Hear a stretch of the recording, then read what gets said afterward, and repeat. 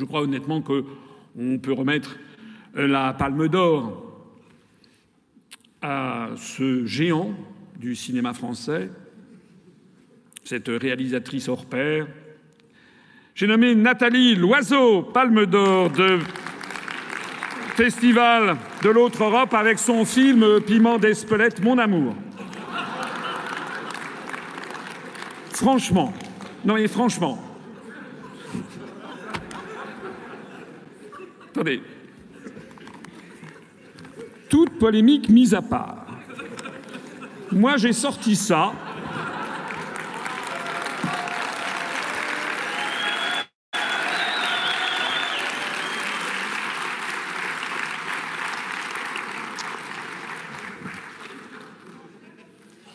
Les étoiles d'or sont collées dessus, elles ont une fâcheuse tendance à s'en aller, ce qui est un symbole décidément parfaitement calculé.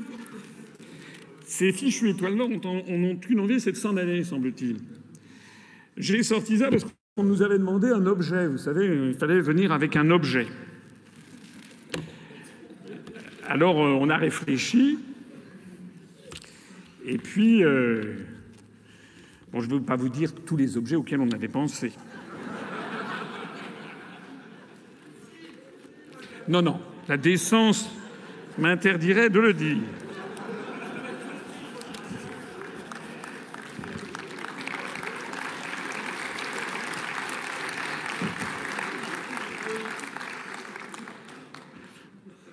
J'avais eu l'idée d'instruments de torture. C'est Fabien Seman, notre responsable de la chaîne UPR-TV, qui a suggéré les monotes. Certains de l'entourage ont dit peut-être va-t-il aller dans un sex shop de Pigalle. J'ai dit non, on va prendre des menottes, des vrais, ce sont des vrais, puis on va les peindre en bleu, puis on va mettre des couleurs aux étoiles d'or. Ça, c'est moi qui ai eu l'idée. Et c'est également moi qui ai eu l'idée de faire cette petite clé bleu, blanc, rouge qui représente le Frexit. J'aurai le plaisir.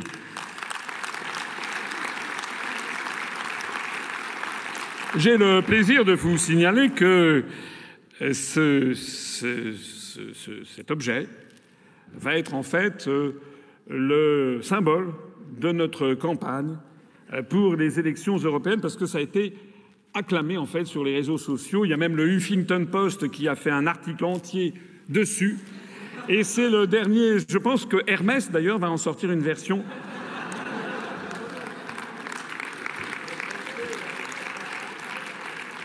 Hermès va sans doute en sortir une version à 2 881 € en acier et 28 900 € en argent massif.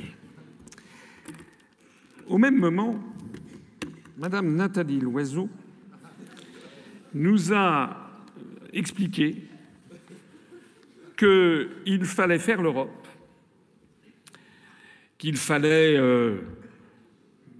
brader nos services publics, en somme, laisser s'évanouir l'industrie française, laisser les fonds de pension américains racheter Technip, laisser les Allemands mettre la main sur le TGV, laisser des Chinois acheter des centaines d'hectares de terres agricoles dans la Beauce ou bien des forêts entières, quand il ne s'agit pas de ces 120 châteaux dans le Bordelais qui ont été vendus à des intérêts chinois.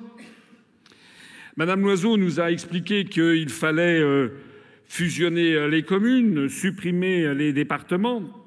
Enfin, elle ne l'a pas dit, mais elle le pensait très fort.